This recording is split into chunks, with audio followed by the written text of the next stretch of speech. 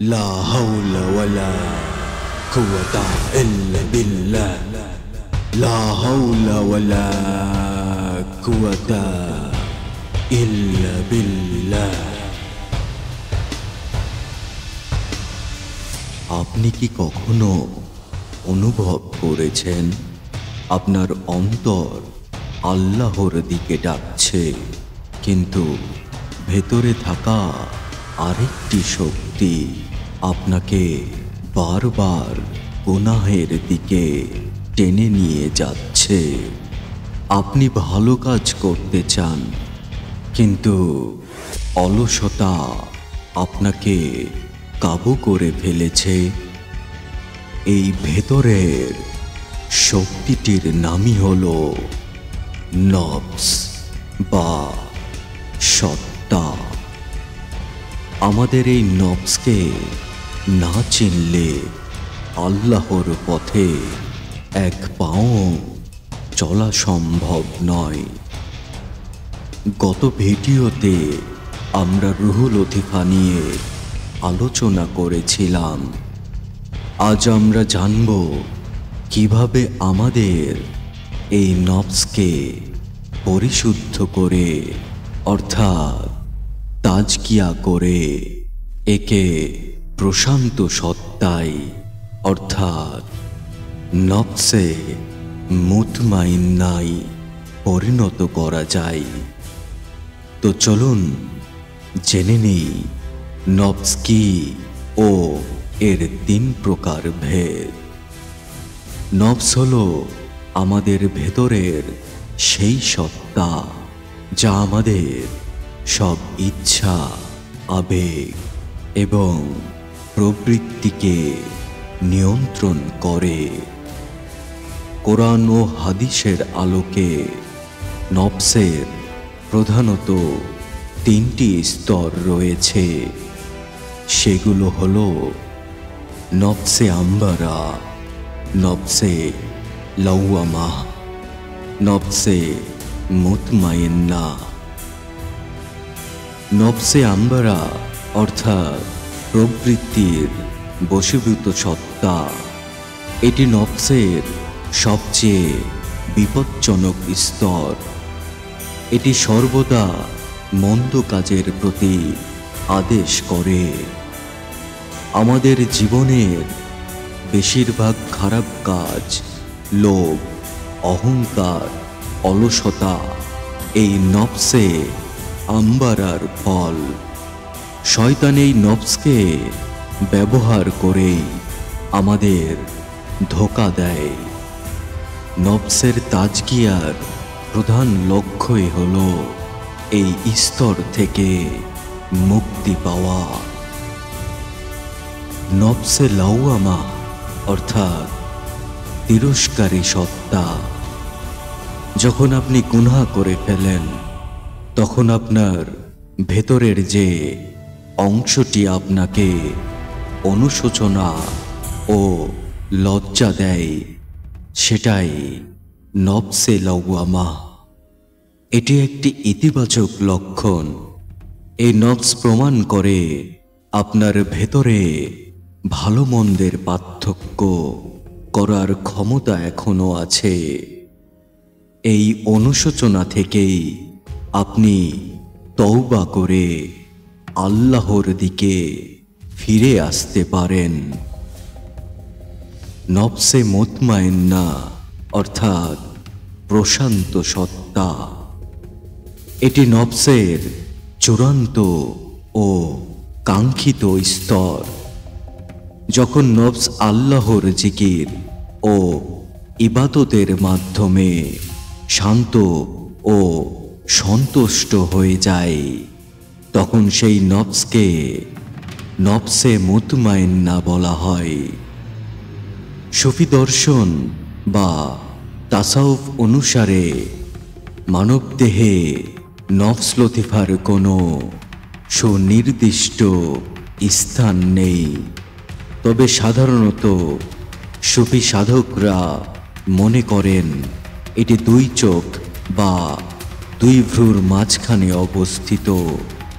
আবার অনেকের মতে এর অবস্থান নাভিতেও হয়ে থাকে। অন্যান্য লতিফার অবস্থানের মতো নফস লতিফার অবস্থান স্থিরভাবে বর্ণনা করা কঠিন। এর কারণ হল নফস যা প্রাণ বা জৈব চৈতন্য হিসেবেও পরিচিত শরীরের সর্বত্র বিদ্যমান। বিশেষ করে জৈবিক চাহিদা ও প্রবৃত্তির সঙ্গে এর সম্পর্ক রয়েছে। অনেক সুফি সাধকগণের মতে লিঙ্গমূল অর্থাৎ মূলাধার চক্র এবং নাভিমূলকে অর্থাৎ স্বাধিষ্ঠান চক্র একসাথে নফস হিসেবে বর্ণনা করেছেন। কারণ আমার ব্যক্তিগত চর্চার অভিজ্ঞতা অনুযায়ী শরীরের এই দুই স্থান থেকেই সমস্ত জৈবিক চাহিদার উৎপত্তি। নফসকে চঞ্চল বিজলির মতো বা আগন্তুক অনুভব করা হয়। নফস হল মানবদেহের 10টি লতিফা বা সূক্ষ্ম কেন্দ্রের মধ্যে অন্যতম, যা মূলত আত্মশুদ্ধি এবং আধ্যাত্মিক উন্নতির জন্য সুফি তরিকায় ব্যবহৃত হয়। এবার জেনে নিই তাজকিয়ায়ে নফসের সহজ 4টি আমল। নফসে আম্বারাকে বশীভূত করে প্রশান্ত সত্তা অর্জনের জন্য আমাদের 4টি মূল কাজ করতে হবে, যাকে ইসলামী পরিভাষায় তাজকিয়ায়ে নফস বলা হয়। সেই 4টি আমলগুলো হলো জিকির, মুহাসাবা, মুজাহাদা এবং ইলম অর্জন। প্রথমটি হচ্ছে আল্লাহর জিকির ও স্মরণ। নফসের সবচেয়ে বড় খাদ্য হল আল্লাহর স্মরণ অর্থাৎ জিকির। আল্লাহ বলেছেন, জেনে রাখো আল্লাহর স্মরণ দ্বারাই অন্তরসমূহ শান্তি পায়। এই ভিডিওতে আমরা নফস লতিফার জন্য জিকির করব। প্রতিদিন একটি নির্দিষ্ট সময় ধরে এই জিকির করুন। মনে রাখবেন, দৈনিক যত বেশি জিকির তত কম শয়তানের ধোঁকা। তো জিকির শুরু করার আগে জেনে নেই বাকি আরো 3টি আমল বিষয়ে।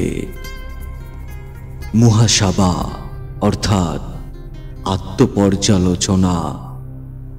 প্রতিদিন রাতে ঘুমানোর আগে নিজের কাজের হিসাব নিন। কি ভালো কাজ করেছেন আর কি খারাপ কাজ।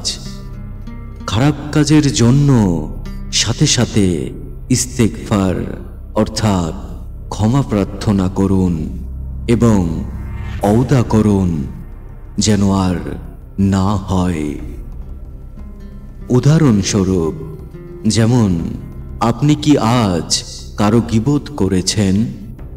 আপনার সময় কি মোবাইল স্ক্রলে নষ্ট হয়েছে? এভাবে প্রতি রাতে মুহাসাবা আপনাকে পরের দিনের জন্য প্রস্তুত করবে। এবার 3য় আমলের বিষয়ে জেনে নিই। মুজাহাদা অর্থাৎ নফসের বিরুদ্ধে সংগ্রাম। যে কাজগুলো নফস করতে চায় না, জোর করে সেই কাজগুলোই করুন। যেমন গভীর রাতে জিকির সাধনা বা তাহাজ্জুদের সময় ওঠা, কম পানাহার করা অথবা নফল রোজা রাখা বা কষ্টকর দান করা। নফসকে কষ্ট দিলে তা অবশ্যই শরীয়ত এবং প্রকৃত মারিফত সম্মতভাবে হতে হবে, তবেই ধীরে ধীরে এটি দুর্বল হয়ে যায় এবং আল্লাহর হুকুম মানতে বাধ্য হয়। এবার সর্বশেষ আমলটির বিষয়ে জেনে নিই। ইলম অর্জন অর্থাৎ সঠিক জ্ঞান। নফসের ধোঁকা থেকে বাঁচতে হলে জানতে হবে শয়তানের ধোঁকার কৌশল কি। বাংলা কোরআন ও সহিহ হাদিসের জ্ঞান অর্জন করুন। একজন আলেম বা হাক্কানি পীরের সহবতে যান, যেটাকে আমি বলি সৎসঙ্গ। সঠিক জ্ঞানী আপনাকে নফসের ফাঁদ চিনতে সাহায্য করবে। এবার চলুন দেরি না করে নফসকে পরিশুদ্ধ করতে তাজকিয়ায়ে নফস জিকিরটি শুরু করি। এবং জিকির শুরু করার আগে জিকিরের উচ্চারণ এবং জিকির করার পদ্ধতি দেখে নেই, এবং পরবর্তীতে এমন জিকিরের ভিডিও ধারাবাহিকভাবে পেতে আমাদের চ্যানেলটি সাবস্ক্রাইব করে ঘন্টা দৃশ্যমান বাটনটির অল চালু রেখে আমাদের সঙ্গে থাকুন। তো জিকিরটি করার নিয়ম হচ্ছে, আরামদায়ক আসনে বসবেন, নামাজে বসার মতো করে বসতে পারেন, আবার চেয়ারে আমি যেভাবে বসে আছি এভাবে বসতে পারেন। মেরুদণ্ড সোজা থাকবে, এই জিনিসটা খেয়াল রাখবেন। আর এটাও, এই জিকিরটাও দমে দমে হবে। তো নফস লতিফা কোন জায়গায় ইতিমধ্যে জেনে গেছেন, কিংবা আমার ভিডিও যারা কন্টিনিউ দেখেন তারা কিন্তু জানেন নফস লতিফাটা কোথায়। তবুও এই ভিডিওতেও এখনো বলে দিই, আবার এখনো বলে দিই নির্দেশনার অংশে। তো এই যে আমাদের নাভির নিচে যে লিঙ্গ স্থানটা আছে, যৌন স্থান যে জায়গাটা আছে, এটার যে জায়গায় মূল মানে গোড়া যাকে বলা হয়, এখানে কিন্তু নফস লতিফাটা এই নাভি থেকে ওই লিঙ্গ পর্যন্ত এইটুকুর মধ্যে কিন্তু নফস লতিফার কেন্দ্রবিন্দু। হ্যাঁ, তো আমাদের জিকিরটা খেয়াল করে করতে হবে। আমাদের জিকিরটার শব্দটা হচ্ছে লা হাওলা ওয়ালা কুওয়াতা ইল্লা বিল্লাহ। বুঝে গেছে? লা হাওলা ওয়ালা কুওয়াতা ইল্লা বিল্লাহ। তো জিকিরটা হবে এভাবে যে যখন জিকির করবেন তখন খেয়াল করবেন যে দম নিচ্ছেন, নাক দিয়ে দম নিলেন, এবং জিকির যখন করবেন তখন মুখ দিয়ে শব্দ হবে। জিকির যেহেতু করবেন তখন মুখ দিয়ে শব্দ হবে, আর মুখ দিয়ে শব্দ হলে মুখ দিয়ে দমটা বের হয়ে যাবে। নিঃশ্বাসটা যেটা নিলেন নাক দিয়ে, এটা মুখ দিয়ে বের হবে। বুঝে গেছে? তাহলে জিকিরটা কিভাবে হবে? এই যে এভাবে, লা হাওলা ওয়ালা কুওয়াতা ইল্লা বিল্লাহ, লা হাওলা ওয়ালা কুওয়াতা ইল্লা বিল্লাহ। হ্যাঁ, তো এটা আমি চোখ বন্ধ করে করলাম, চোখ খোলা করে করলাম। হ্যাঁ, তো আপনারা চোখ বন্ধ করে করবেন। যদিবা আমার ভিডিওর মধ্যে ধ্যানের যে জিকিরের সময়টুকুটাতে সবকিছু নির্দেশনা বলা আছে, আপনারা শুধু কানে হেডফোন দিয়ে চোখ বন্ধ করে বসবেন এবং ইন্টারেকশন যেভাবে আমি বলে দিয়েছি, যেভাবে বলতেছি ভিডিওর মধ্যে বলবো, সেভাবে আপনারা সেভাবে জিকির করবেন এবং সেভাবে কল্পনা করবেন। তো এখানে জিকির করার নিয়মটা হচ্ছে যে প্রথমেই জিকির করা শুরু করে দেবেন না। আমার ভিডিওতে দেখবেন বলা আছে প্রথমে হচ্ছে নিঃশ্বাস, শ্বাস প্রশ্বাসের দিকে খেয়াল করে শিথিলায়ন আসার জন্য কয়েকবার, 5 বার কিংবা 6 বার এরকম হচ্ছে দমের শিথিলায়ন পর্যায়টা করতে বলা হয়েছে, দমের যেই নিঃশ্বাসের মেডিটেশন। হ্যাঁ, তারপরে আপনারা জিকির শুরু করবেন। মানে দমের এই খেয়ালটা কেন করতে হবে? কারণ আমরা যখন জিকিরে বসি তখন জিকিরে বসার আগে আমরা সারাদিনকে বিভিন্ন কর্মকাণ্ডগুলো করেছি, ওগুলো মাথার মধ্যে ঘুরে, টেনশনগুলো ঘুরে। তো এই জন্য আমরা জিকির করার আগে আমরা কি করব, কিছুক্ষণ 5 মিনিট, এই ভিডিওতেই কিন্তু রেকর্ড করা আছে, আপনারা ভিডিওতে বুঝতে পারবেন চালিয়ে বসলেই। হ্যাঁ, তো এই শিথিলায়নটা করবো আমরা। হ্যাঁ, দম নিব, লম্বা দম নিব, নাক দিয়ে মুখ দিয়ে দম ছাড়বো। হ্যাঁ, মুখ দিয়ে দম ছাড়বো। তো দম নিব যখন, তখন খেয়াল করবেন, মনে মনে ভাববেন, কল্পনা করবেন যেন আল্লাহর রহমত আপনার মধ্যে প্রবেশ করতেছে, আর মুখ দিয়ে যখন দমটা বের করে দিচ্ছেন তখন ভাববেন যে মুখ দিয়ে আপনার ভেতরে যত ধরনের নেতিবাচক, এক কথা হচ্ছে যে কু ইচ্ছা, কু চিন্তা, হ্যাঁ, এই জিনিসগুলো আপনার ভিতর থেকে সবকিছু বের হয়ে যাচ্ছে, পরিশুদ্ধ হয়ে যাচ্ছে। হ্যাঁ, এইরকমটা কল্পনা করবেন। আর জিকির যখন করবেন, ধরুন যে এটা করা হলো, তারপরে জিকির শুরু হলো, চোখ খুলবেন না।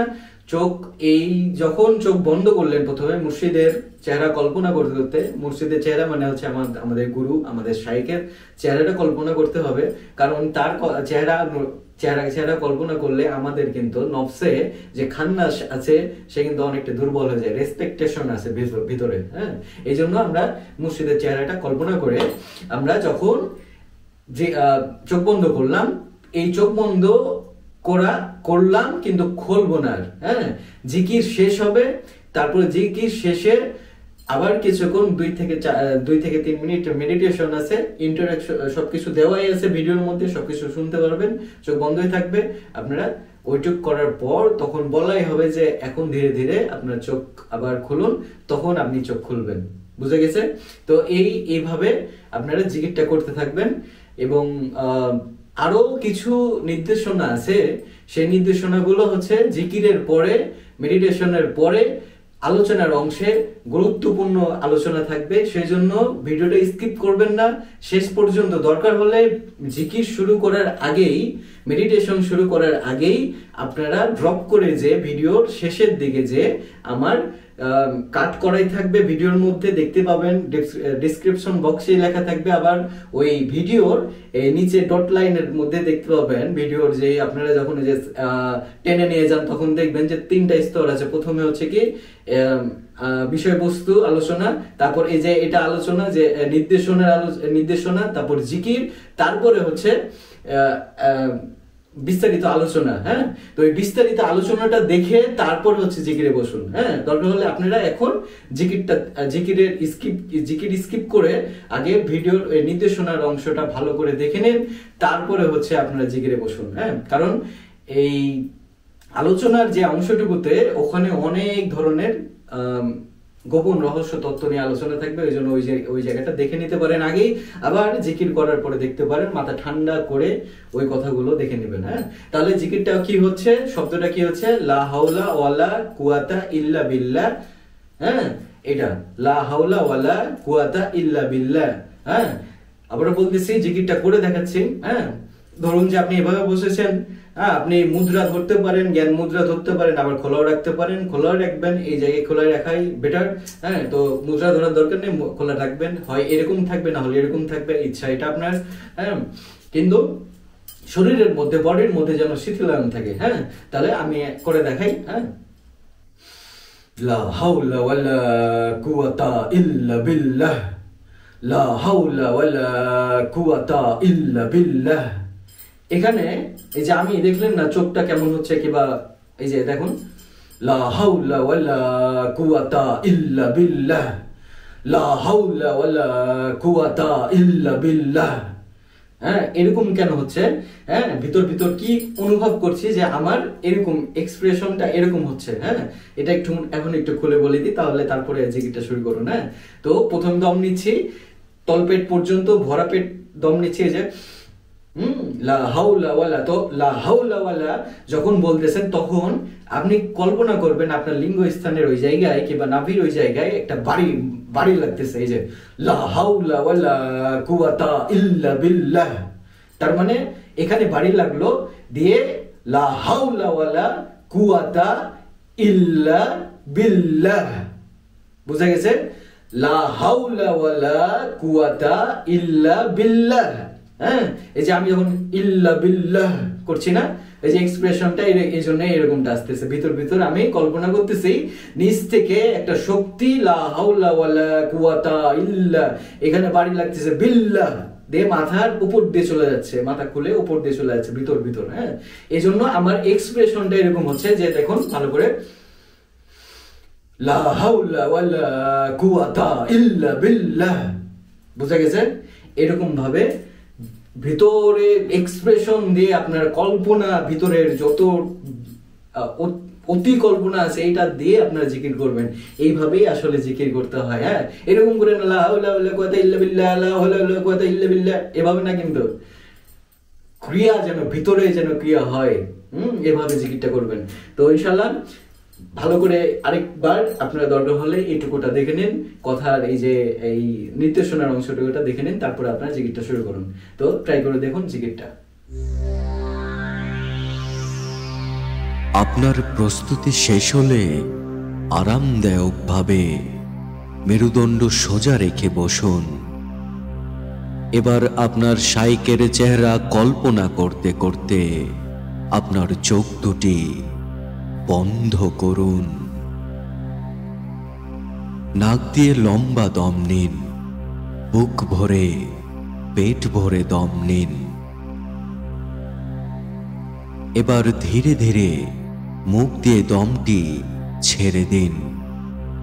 নাক দিয়ে যখন দম নিচ্ছেন তখন কল্পনা করুন যেন দমের মধ্যে দিয়ে আল্লাহর রহমত আপনার ভেতরে প্রবেশ করছে, এবং মুখ দিয়ে দম ছাড়তে ছাড়তে কল্পনা করুন আপনার ভেতরের সকল নেতিবাচক সত্তা অর্থাৎ কু ইচ্ছা, কু আবেগ এবং কুপ্রবৃত্তি মুখ দিয়ে বেরিয়ে যাচ্ছে। লম্বা দম নিন।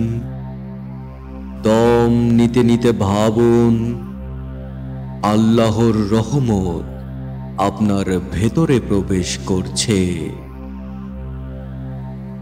মুখ দিয়ে দম ছাড়তে ছাড়তে ভাবুন আপনার ভেতরের সকল নেতিবাচক সত্তা মুখ দিয়ে বেরিয়ে যাচ্ছে।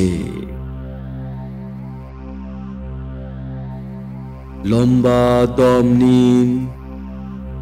দম নিতে নিতে ভাবুন আল্লাহর রহমত আপনার ভেতরে প্রবেশ করছে। মুখ দিয়ে দম ছাড়তে ছাড়তে ভাবুন আপনার ভেতরের সকল নেতিবাচক সত্তা মুখ দিয়ে বেরিয়ে যাচ্ছে। লম্বা দম নিন। দম নিতে নিতে ভাবুন আল্লাহর রহমত আপনার ভেতরে প্রবেশ করছে। মুখ দিয়ে দম ছাড়তে ছাড়তে ভাবুন আপনার ভেতরের সকল নেতিবাচক সত্তা মুখ দিয়ে বেরিয়ে যাচ্ছে। লম্বা দম নিন। দম নিতে নিতে ভাবুন আল্লাহর রহমত আপনার ভেতরে প্রবেশ করছে। মুখ দিয়ে দম ছাড়তে ছাড়তে ভাবুন আপনার ভেতরের সকল নেতিবাচক সত্তা মুখ দিয়ে বেরিয়ে যাচ্ছে।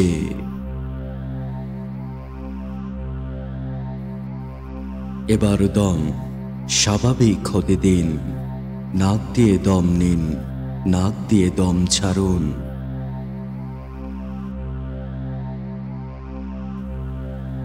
এবার নফস লতিফার কেন্দ্রে মনোযোগ দিন। আপনার মনকে শান্ত হতে দিন। চারপাশে যা ঘটছে তা ভুলে যান। আপনি শুধু আছেন আর আপনার ভেতরের নফস লতিফা আছে।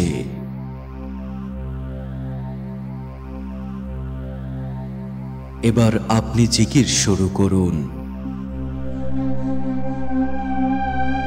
লা হাওলা ওয়ালা কুওয়াতা ইল্লা বিল্লাহ, লা হাওলা ওয়ালা কুওয়াতা ইল্লা বিল্লাহ, লা হাওলা ওয়ালা কুওয়াতা ইল্লা বিল্লাহ, লা হাওলা ওয়ালা কুওয়াতা ইল্লা বিল্লাহ, লা হাওলা ওয়ালা কুওয়াতা ইল্লা বিল্লাহ, লা হাওলা ওয়ালা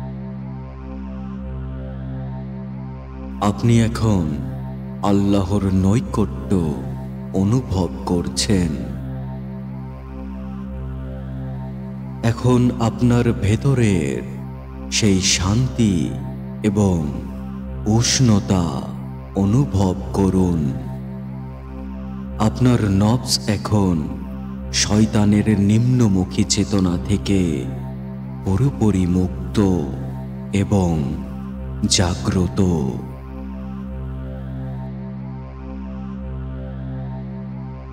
এই পবিত্র মুহূর্তটির জন্য আল্লাহকে ধন্যবাদ জানান।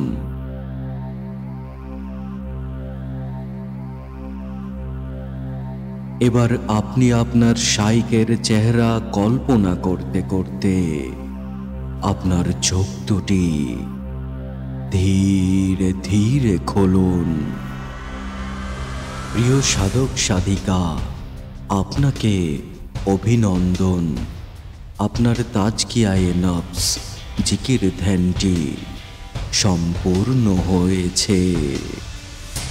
সর্বদা মনে রাখবেন, নফসের সাথে আমাদের সংগ্রাম মৃত্যুর আগ পর্যন্ত চলবে। এই সংগ্রাম থামানোর উপায় নেই, কিন্তু একে নিয়ন্ত্রণ করা সম্ভব। আজ থেকেই শুরু করুন। দিনে একবার হলেও মুহাসাবা করুন এবং জিকিরের মাধ্যমে আপনার নফসকে প্রশান্তির দিকে নিয়ে যান। ভিডিওটি কেমন লাগলো তা অবশ্যই কমেন্টে জানান এবং আপনার নফসকে নিয়ন্ত্রণের জন্য আপনি কোন আমলটি বেছে নিলেন সেটিও লিখতে ভুলবেন না। আমাদের চ্যানেলটি সাবস্ক্রাইব করে পাশে থাকুন, কারণ আপনার আত্মা অনুসন্ধানের চেতনা মুক্তির এই যাত্রা সবে শুরু।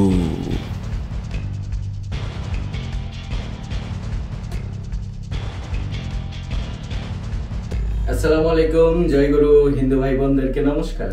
এতক্ষণ যে ভিডিওটা দেখলেন সেই ভিডিওটার টাইটেলটির নাম তাজকিয়ায়ে নফস। তো ইনশাআল্লাহ আপনারা জিকিরটা কমপ্লিট করতে পারছেন। এখন আপনাদের সাথে এই তাজকিয়ায়ে নফস এবং নফসের যে তিনটা স্তর এই বিষয়ে খোলাখুলি আরো বিস্তারিত আলোচনা করি। ইতিমধ্যে আপনারা ভিডিওর প্রথম দিকে বিষয়বস্তুর বিষয়ে পরিচিতির বিষয়বস্তুর উপরে আপনারা অনেক কিছুই ধারণা পেয়ে গেছেন। তারপরেও আমি একটু আরো খোলা আলোচনা করি, কারণ হচ্ছে নফস এই জিনিসটা, এই সাবজেক্টটা কিন্তু ছোটখাটো বিষয় নয়। হ্যাঁ, এটা নিয়ে যদি আলোচনা করি তাহলে এই 1 ঘন্টা 2 ঘন্টার ভিডিওতে কিচ্ছু যায় আসে না। বিস্তারিত আলোচনা শিষ্যদেরকে সামনে নিয়ে আলোচনা করলেও এটা শেষ হয় না। অনেক অনেক সূক্ষ্ম সূক্ষ্ম ফাঁদ থাকে সেই নফসে বসে থাকা খান্নাস, যে শয়তান বলি যাকে, এই হচ্ছে নফসকে ব্যবহার করে আমাদেরকে ধোঁকা দিতে থাকে। তো যাই হোক, আগে তাজকিয়ায়ে নফস এই বিষয়টা নিয়ে একটু আলোচনা করি। তাজকিয়ায়ে এই শব্দটার অর্থ হচ্ছে যে পরিশুদ্ধ করা। হ্যাঁ, পরিশুদ্ধ করার এই তাজকিয়াকে বলে। হ্যাঁ, তো নফসকে তাজকিয়ায়ে নফস অর্থাৎ হচ্ছে নফসকে পরিশুদ্ধ করা। তো এই নফসকে পরিশুদ্ধ করার 4টা আমল বিষয়ে জানলেন, যে জিকির, মুহাসাবা, তারপর হচ্ছে এই যে এই জিকির এবং মুহাসাবা যে ব্যাপারটা বললাম, এই মুহাসাবার বিষয়ে আরেকটা ভিডিও থাকবে আমাদের চ্যানেলে, মুহাসাবা ধ্যান এরকম টাইপের। তো মুহাসাবাটা হচ্ছে যে এই যে ওই আপনারা সারা দিন যে কাজকর্মগুলো করলেন, এর মধ্যে যে গীবত, পরচর্চা, লোভ, ক্রোধ, কাম, চাহিদা, এই জিনিসগুলো যেগুলো ঘটেছে, এগুলোকে পর্যালোচনা, আত্মপর্যালোচনাকেই কিন্তু বলা হচ্ছে। হ্যাঁ, নিজে কি করলাম, খারাপ করলাম না ভালো করলাম, এটা দিকে ছাক মেরে তাকানো, এটাকেই পর্যালোচনা বলা হয়। এই আত্মপর্যালোচনার ইয়াটা হচ্ছে মুহাসাবা। তো এই যে জিকির তো করলেন, তো এই এই এই যে এই চ্যাপ্টারটা, মানে 4টা যে আমল, এটাও কিন্তু একটা আমল।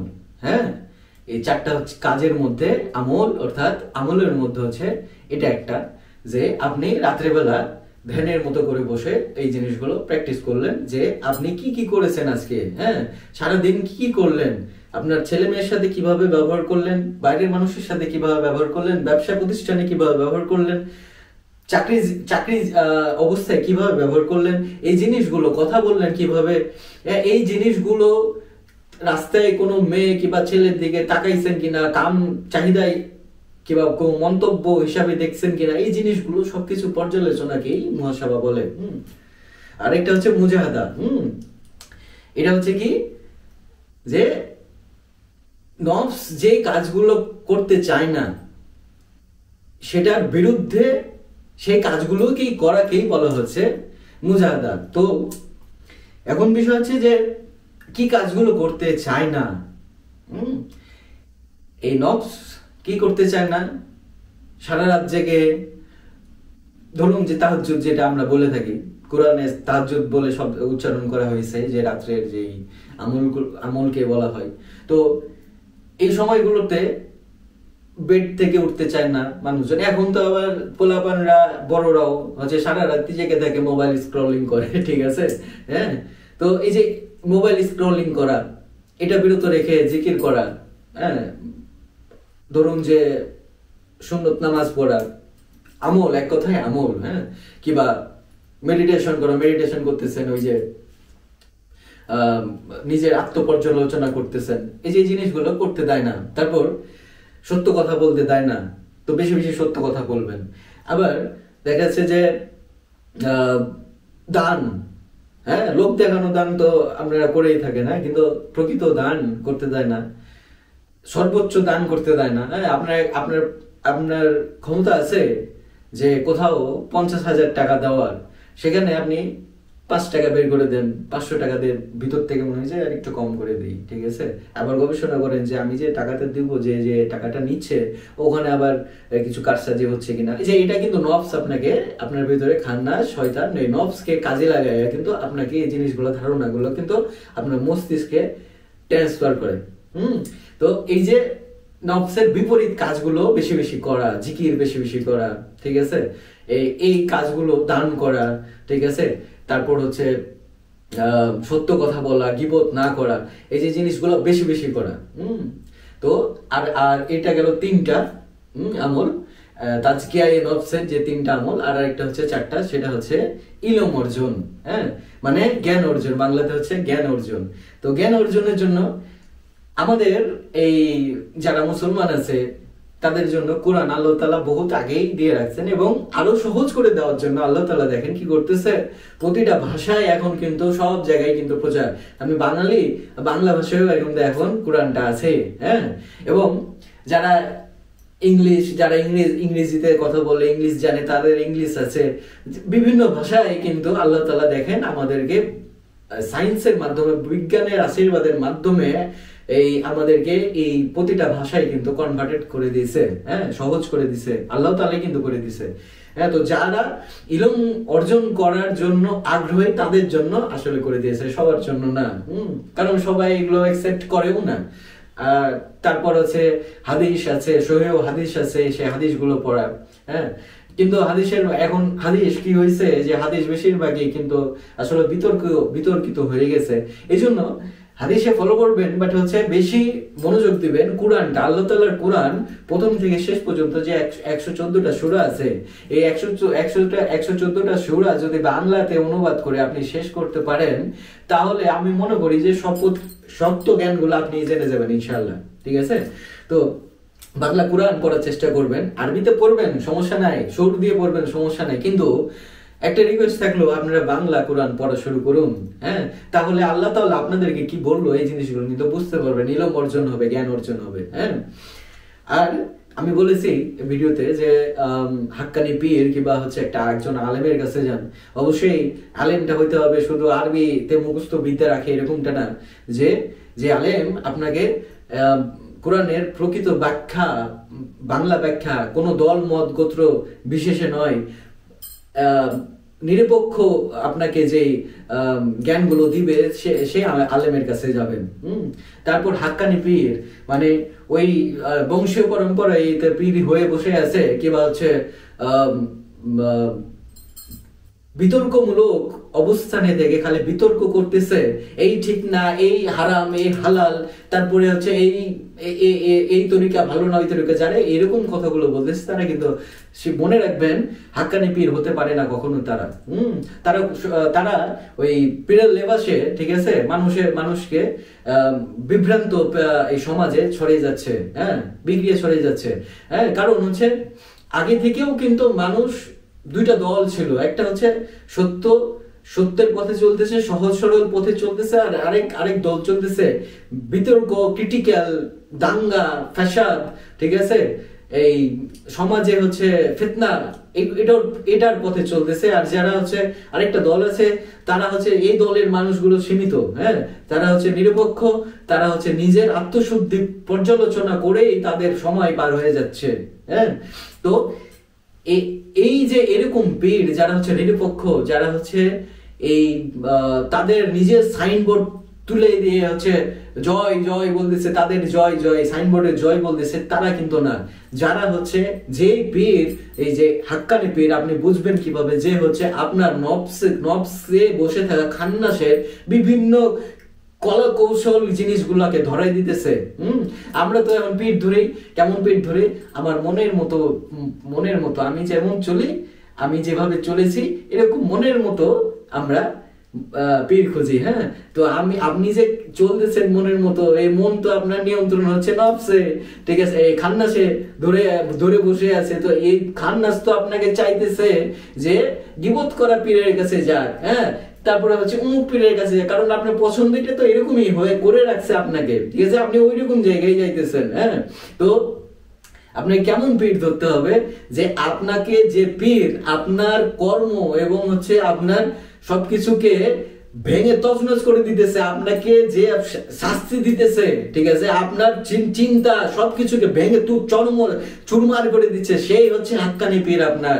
মানে কি, সহজ বাংলা ভাষায় যেন কি জানেন, বাস খাইতে যাইতে হবে পীরের কাছে। পীরের কাছে যাওয়াই মানে হচ্ছে বাস খাওয়া, নিজের পাছায় এবার বাস ধরে নেওয়া, ঠিক আছে।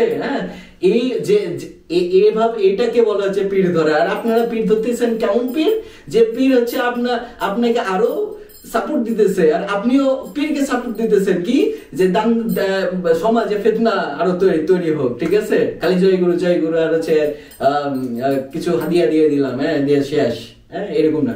তো হাক্কানি পীরের কাছে যেতে হবে, তাহলে ইলম অর্জন হবে। কারণ হচ্ছে এই নফসে বসে থাকা যে খান্নাস কিংবা শয়তান আছে, এই নফসে আমি আসতেছি, নফসের যে তিনটা স্তর আমি বলতেছি ধীরে ধীরে। তো এই কথাটা বলে নি, যে নফসে যে শয়তান যে বসে আছে, এর যে কলা কৌশল, আপনি এখানে ব্যাপারটা কি হয়েছে, যে অন্য মানুষকে ওর খান্নাস কিংবা ওর শয়তান, ওর নফস অন্যভাবে তাকে নিয়ন্ত্রণ করে।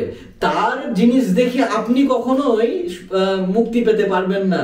আপনার সিস্টেমে আপনার কলা কৌশল, আপনার কথাবার্তা, আপনার ইমোশন ভিন্ন ধরনের অন্য মানুষের থেকে। তাহলে হাক্কানি পীর আপনি কি করবে, ওকে দিয়ে উদাহরণ দিবে না, আপনার চোখে আঙ্গুল দিয়ে ঢুকাই দিবে যে আপনার ভিতরে কি কি সমস্যা আছে, সেই সমস্যাগুলোকে মেনে নিতে হবে। মেনে নেওয়াটাও কিন্তু চারটিখানি বিষয় নয়। আমি এই বাসা থেকে বের হওয়ার পর 3টা বছর পার হয়ে গেল, অনেকগুলো ভক্ত হয়েছে আমার লিস্টে, অনেকগুলোকে আবার লাথি মেরা বের করে দিয়েছে, আবার নিজেও ছেড়ে চলে গেছে, কিন্তু পারবে না আমার সাথে থাকতে। কেন? কারণ হচ্ছে আমি কিন্তু আমি 3 বছরে অনেক সহ্য করেছি। এই ভক্তদের অনেক প্যারা, অনেক কিছু, মানে আসলে পীরকে পেয়ে যায় এরা কি, যে একটা হচ্ছে প্রোডাক্ট, যে প্রোডাক্ট রোবট সব কিছু কাজ করে দিবে, ভুল কাজ করতেছে, আমার পীর আমাকে বাঁচান, আমাকে বাঁচান, আমার এইটা করে দিছে, আমি অফিসে এইটা করে দিছে, আমার এই অফিসে এইটা চলতেছে, আমার ব্যবসাতে এইটা চলতেছে, আমার ফ্যামিলি এইটা করতেছে, আমার ওইটা করতেছে, ঠিক আছে? এইগুলোকে ঠিক করার জন্য হচ্ছে আমরা পীরকে ধরি আসলে, ঠিক আছে না?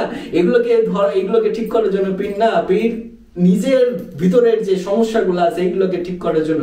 তো যখন পীর আপনাকে সবকিছু বলে দিবে, ওই জিনিসগুলা আপনার ভুলগুলাকে ধরাই দেবে স্টেপ বাই স্টেপ, বছরের পর বছর আপনাকে ধরাই দেবে, ওই ভুলগুলাকে শুধরানো তো দূরের কথা, আগে মেনে নেওয়ার বিষয়গুলাই তো অনেক গভীরের বিষয়, এটাই তো পারে না অনেক। আমি তো দেখছি আমার ভক্ত, তো আমি এই জন্য আমি আগেও বলতাম, এখন এই কথাটা আবারও বলি, আমার কোনো মুরিদ না, আমার কোনো ভক্ত নাই, কারণ আমি দেখলামই তো যে পারে না।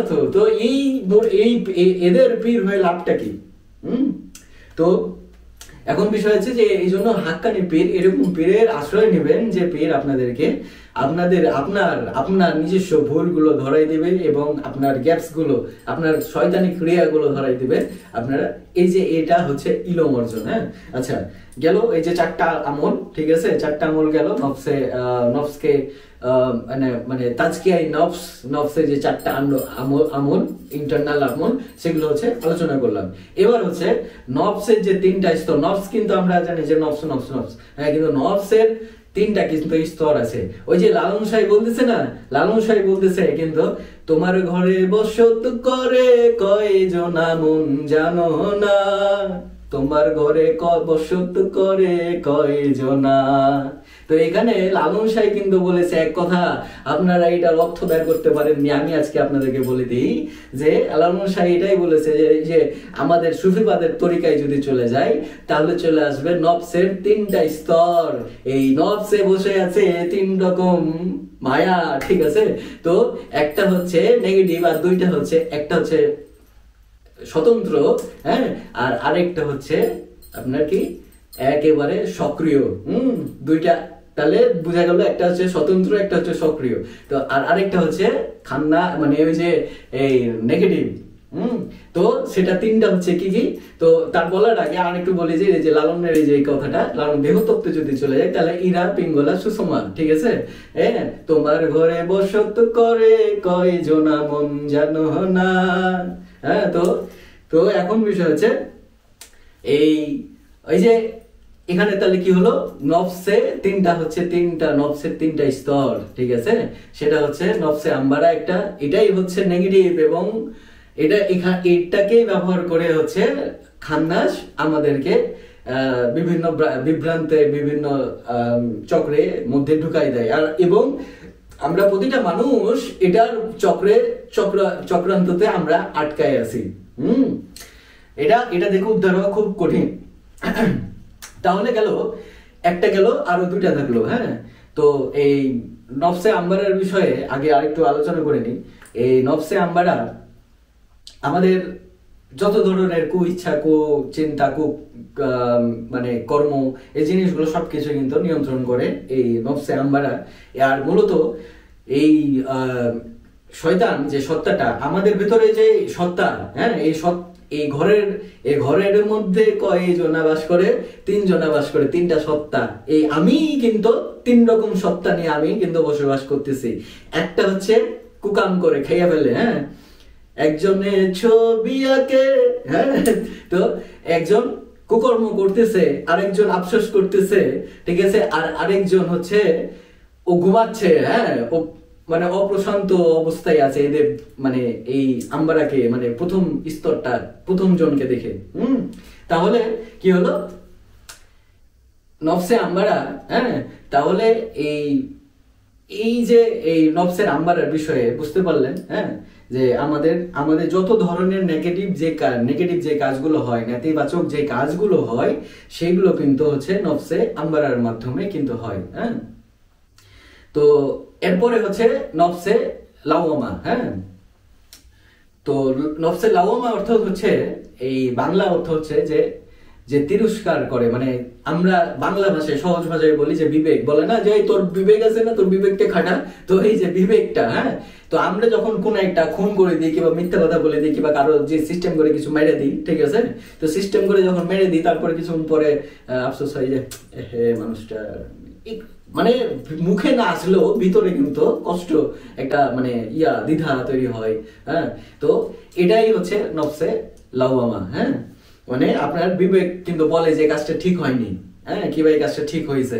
এই যে এটা হচ্ছে নফসের আরেকটা সত্তা, মানে আমাদের ভিতরের আরেকটা সত্তা। হ্যাঁ, খেয়াল করে দেখুন কিন্তু আমার কথাগুলো আমি যেভাবে আপনাদেরকে বুঝাচ্ছি আপনাদেরকে কেউ আর বোঝাবে না, এই সময় অন্তত বুঝায়নি। হ্যাঁ, তো এই যে একটা সত্তা গেল, হ্যাঁ এই কিন্তু সবকিছু মানে করে এই যাচাই করে ছাঁকুনির মতো, হ্যাঁ যে এটা রাইট এটা রং, এটা কিন্তু বলেই। যার এই জিনিসটা কাজ করে না তাকে বুঝতে হবে যে কোরআনে বলে না, আল্লাহ তাআলা বলে না যে ওর হৃদয়ে মোহর মেরে দিছে, তো এইরকমটা আসলে ওর ওই এই জায়গায় এটা বন্ধ হয়ে গেছে। হ্যাঁ, এই জন্য তার ওই খুন করে দেয় 10টা মানুষের, আত্মসাৎ করে দেয় মানুষকে খারাপ চোখে দেখে, বিভিন্ন রকমের নেতিবাচক কাজগুলো করে, কিন্তু তাদের ভিতরে কোনো অনুপ্রেরণা মানে নাই, অনুতপ্ততা নাই। ঠিক আছে, সে তখন বুঝতে হবে তার এই নফসে লাওয়ামা মানে ওই স্তরটা বন্ধ হয়ে গেছে। আচ্ছা, এবার তৃতীয় স্তর, হ্যাঁ মানে এই যে তোমার ঘরে বসত করে কয়জনা, তৃতীয় নাম্বারটা হচ্ছে যে এটা হচ্ছে কি, এটা হচ্ছে নফসে মুতমাইন্না। ঠিক আছে, মানে প্রশান্তময় সত্তা, প্রশান্তিকারী সত্তা। হ্যাঁ, মানে প্রশান্ত সত্তা, বাংলা ভাষায় বলে দিই যে হচ্ছে প্রশান্ত অবস্থায় থাকে সেই সত্তাটা হচ্ছে নফসে মুতমাইন্না। তো এই নফসে মুতমাইন্না এটা কিন্তু অদৃশ্য অবস্থায়, মানে আমাদের এই চেতনাটা খুব কমই থাকে। এটা যখন নফসে আম্বারা নিকৃষ্ট এই আকর্ষণ থেকে বেরিয়ে আসতে পারে, তখন সেই নফসটা একটা স্তরে যে পৌঁছায়, সেই স্তরটা হচ্ছে নফসে কি মুতমাইন্না। হ্যাঁ, তো তাহলে বুঝে গেছে যে তোমার ঘরে বসত করে কয়জনা মন জানো না। হ্যাঁ, তো এই যে তোমার ঘরে বসত করে এই 3 জনা। তো এই নফসের এই 3টা স্তর, এই 3টা স্তর সাধারণত আমরা এইভাবে আপনাদেরকে যেভাবে বুঝাই বললাম, এইভাবে কেউ এখন পর্যন্ত বুঝাই বলেনি। তো আশা করি আপনারা বুঝতে পারছেন এই জিনিসগুলো নিয়ে। হ্যাঁ, তাহলে এই জিনিস নফসের যে ব্যাপারগুলো, নফসকে নিয়ন্ত্রণ করা, নফস লতিফাকে অ্যাক্টিভ করা, এগুলো হচ্ছে চারটিখানি বিষয় না, এগুলো হচ্ছে প্র্যাকটিক্যাল বিষয়। আপনারা তো অনেক পীরের সহবতে যান, অনেক আলেমের সহবতে যান, ইনারা কি এই ধরনের কাজ, এই শিক্ষাগুলো আপনাকে দিছে? কখনো গল্প করছে? না খালি গেছেন আর আইছেন আর হারিয়ে দিয়েছেন আর আইছেন, ঠিক আছে এরকম করছেন? হ্যাঁ, আমার তো মনে হয় যে এরকম করে না, কারণ আমি অনেক ঘুরছি, আমি কিন্তু পাই নাই। ঠিক আছে, তো যাই হোক, এখন বিষয় হচ্ছে যে এই জিনিসগুলো ভালোভাবে শুনে আপনারা দৈনন্দিন এই নফসের বিরুদ্ধে যে যুদ্ধ, নিজের নফসের মধ্যে যে খান্নাস বসে নফসে আম্বারাকে নিয়ন্ত্রণ করে তারা সে আমার ভেতরে আমাকেই যে নষ্ট করে যাচ্ছে, বিপদের দিকে আমাকে ধাবিত করতেছে, এই জিনিস থেকে উদ্ধার পেতে পারেন। ঠিক আছে, আর এর আগে যারা আমার এই ভিডিও দেখছে, লতিফার অন্যান্য ভিডিওগুলো দেখছে, যাদের আসলে নফস লতিফা যাদের অ্যাক্টিভ নাই, নফস যাদের ভিতরে নিয়ন্ত্রণ নাই, তারা কল রুহু লতিফা, হ্যাঁ কফি লতিফা, আকফা লতিফা কিভাবে অ্যাক্টিভ করতে পারে? এই যে যদি আমরা চক্র, দেহের দৈহিক চক্র, মূলাধার চক্র, স্বাধিষ্ঠান চক্র, এই জিনিসগুলো যদি আমরা অ্যাক্টিভ করতে চাই, যদি তারা অ্যাক্টিভ করতে চায়, তাহলে মূলাধার চক্র অর্থাৎ হচ্ছে নফস, এই চক্রটা, এর ভিতরে যে কত ফাংশন, এই ফাংশনগুলো যদি অ্যাক্টিভেট না করতে পারে এবং নেতিবাচক যে জিনিসগুলো এগুলোকে ডিঅ্যাক্টিভেট না করতে পারে, তাহলে তারা যতই প্রো মাস্টার হয়ে যাক, হ্যাঁ আর যতই হচ্ছে পীরের সহবতে আইসা বিভিন্ন তত্ত্বর কথা শূন্য নিয়া, ঠিক আছে, বিভিন্ন তত্ত্বের হেফজ হইতে পারে, কিন্তু ব্যাট হচ্ছে সে ভিতর থেকে কখনোই ওই পর্যায়ে যাইতে পারবে না। নফসে মুতমাইন্নার অবস্থানে প্রশান্তিময় প্রশান্ত অধিকারী সত্তা হতে পারে না, পারে না। এটা চরম সত্য কথা। হ্যাঁ, আমার বাস্তবিক জীবনে আমি কিন্তু সাধনা সে অনেক আগে থেকে শুরু করছি, প্রায় 14-15 বছর হয়ে গেল। এর মধ্যে আমি সাধনার এর মধ্যে প্রায় 5 থেকে 7-8 বছর আগে চাঁপাইনবাবগঞ্জে অনেকগুলো শিষ্য, কিছু শিষ্য এলাকার ভাই ব্রাদার্স এদেরকে শিক্ষা দিয়েছিলাম, ওখানেও দেখলাম যে এরা তত্ত্ব নেয় এবং তত্ত্ব খাইয়া পায়খানা করে দেয়, তাদের ভিতরে রাখে না, কিবা দুই কান খোলা থাকে, এক কান দিয়ে ঢুকে আরেক কান দিয়ে বের হয়ে যায়, দিয়ে আবার মগজে রাখে অনেক ইনফরমেশন, বাট হচ্ছে সেগুলোকে বাস্তবায়ন করার চেষ্টায় কিবা ভিতরে জিনিসটাই নাই যে কিভাবে করে, কিবা করতে হয় এই জিনিসটাও জানে কিন্তু করে না কেন? কারণ হচ্ছে তারা আদত কি নফসের এই যে খান্নাসের ভিতরে যে নফসে বসে আছে খান্নাস, এটার অসহশীল থেকে বের হতে পেরেছে। হ্যাঁ, আবার এই পরবর্তীতেও আমি দেখেছি, এই রিসেন্ট আমি 3 বছরের কথা বলি, 2 থেকে 3 বছরের মধ্যে আমি কিন্তু অনেক সফর করছি, অনেক দেখা যাচ্ছে যে শিষ্যদের বাসায় গেছি, তাদের সহবতে নিয়েছি, তাদেরকে ঘুরতে নিয়ে এসেছি, তো দেখলাম যে তারাও কিন্তু ওই একই বিভিন্ন ইনফরমেশন, বিভিন্ন এই সেই হ্যান ত্যান, কোনটা ঠিক কোনটা বেঠিক এই জিনিসগুলো জানার পরে তারা ওই ফ্যামিলি পলিটিক্স, হরণ করা, পীরকে হরণ করে নেওয়া, পীরকে যত করে কি পীরকে চালাবো, আমি আমার করে নিই, হ্যাঁ আমার কাছে আইসা থাকবে পীর আমার কাছে, এই জিনিসগুলো দেখেছি যে এগুলোই কিন্তু নফসের বিরুদ্ধে যে মানে জিহাদ, যে আন্দোলন, এই জিনিসগুলো নাই, ঠিক আছে? বরঞ্চ আবার পীরের হচ্ছে ভুল ধরে ভুল খুঁজে বেড়াই, ঠিক আছে? কঠিন অবস্থা আমি দেখলাম। তো আসলে এই জিনিসগুলো খালি ইনফরমেশন জেনে যে ভিডিওতে জেনে যাচ্ছেন দিয়ে বাস কানে শেষ, এরকমটা না। এগুলো কিন্তু স্টেপ বাই স্টেপ নিজের ভিতর থেকে পরিশুদ্ধ করার বিষয়। আপনি এটা, হ্যাঁ এটা একটা জিনিস, মানে আমি অনেক হাতে থেকে জানি যে 10টা যদি ভক্ত তৈরি করি, 10টা হচ্ছে শিষ্য তৈরি করি, হ্যাঁ এই শিষ্যকে তৈরি করে এদের মধ্যে একটা অথবা একটাও না, এটা কিন্তু আমি জানি, এই 10টার মধ্যে একটা অথবা একটাও না, হ্যাঁ তো একটা যদি হয় তাহলে একটা হবে, বাদ বাকি সবটি হচ্ছে নাটক। এরা হচ্ছে খালি বিভিন্ন ক্রেডিট, হ্যাঁ তারপর ডেবিট, ব্যাংকিং সিস্টেম, চাহিদা, ঠিক আছে?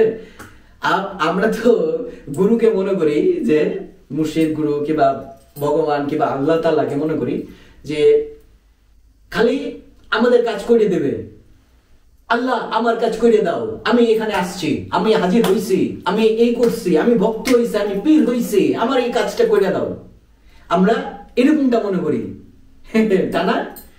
তো পীরকে কিংবা আল্লাহ তাআলা কিংবা ভগবানকে যদি আপনি বেশি খাটান না, তো এটার পরিণামও খারাপ আছে কিন্তু।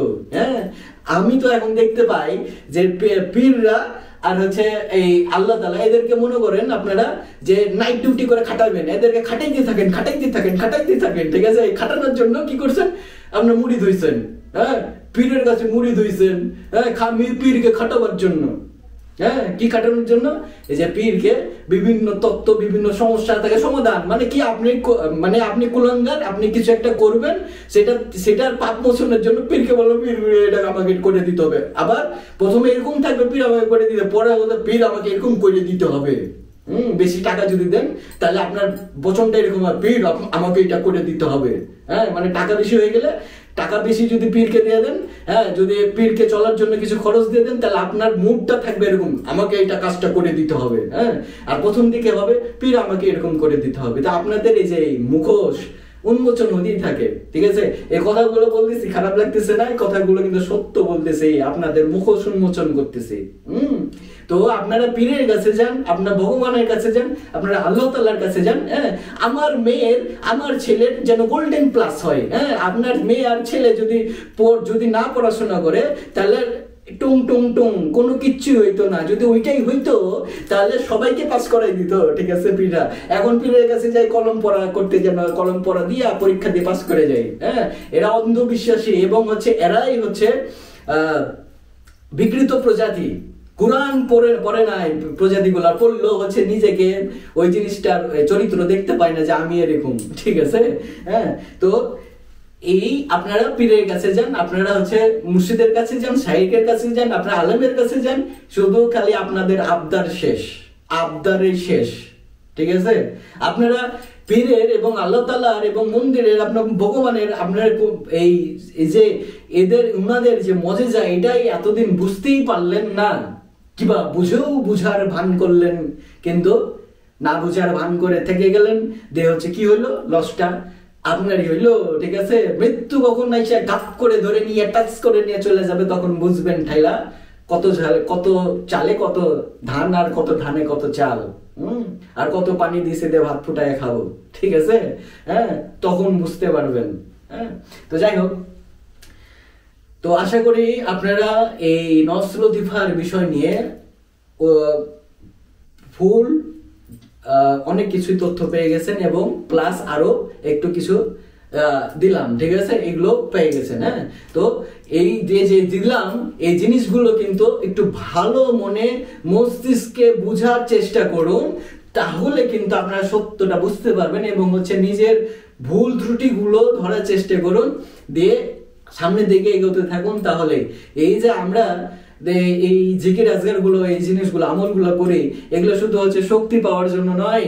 এই জিনিসটা মনে রাখবেন, শুধু শক্তি অর্জন হয়ে গেল, শক্তি তো হচ্ছে এটা বাইরে বিট। এই যেমন হচ্ছে আপনি যদি ভোট অর্জন করে মানুষের ভালোবাসা অর্জন করে, কিংবা হচ্ছে সিস্টেম করে ভোট অর্জন করে নিলেন, মনে করেন, দিয়ে হচ্ছে মন্ত্রী হয়ে গেলেন। তো মন্ত্রী হয়ে যাওয়ার পর ওই চেয়ার এবং আপনার কথার কলমের সিগনেচারের যে পাওয়ারটা, এটাকে আপনাকে কারো কাছ থেকে অর্জন করে নিতে হয় না অটোমেটিক্যালি চলে আসে?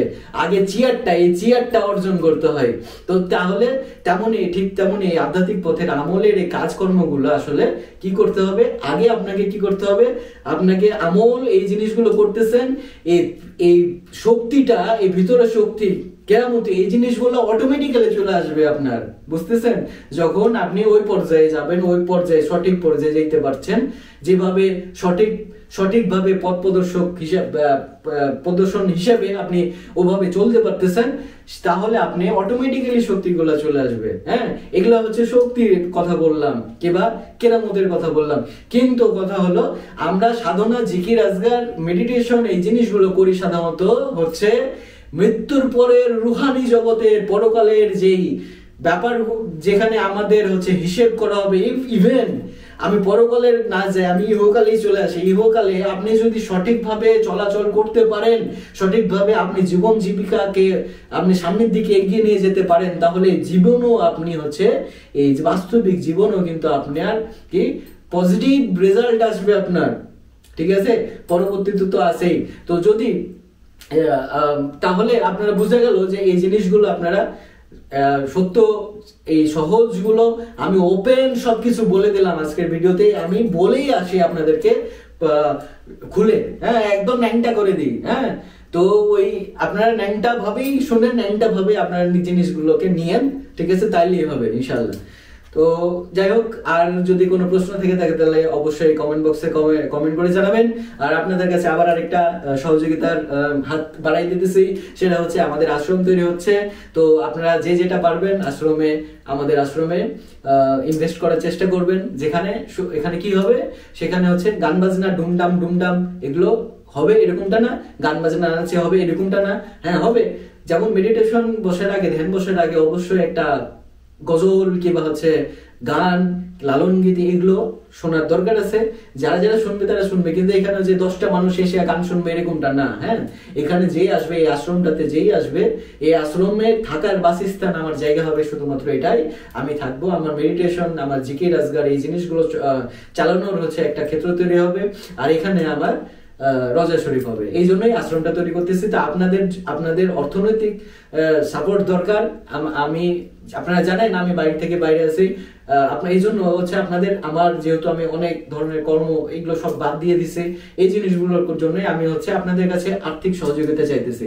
তো আপনারা যদি পারেন তাহলে দিবেন, না দিলেও কোনো সমস্যা নেই। আমাদের আশ্রম তৈরি হবে, ওখানে কি হবে, এই একটা করে মানুষ আসবে, 40 দিনের হোক, 4 মাসের হোক, এরা একজন করে আসবে, একজন করে মেডিটেশন করবে, জিকির আজগার করবে, তারপরে চলে যাবে।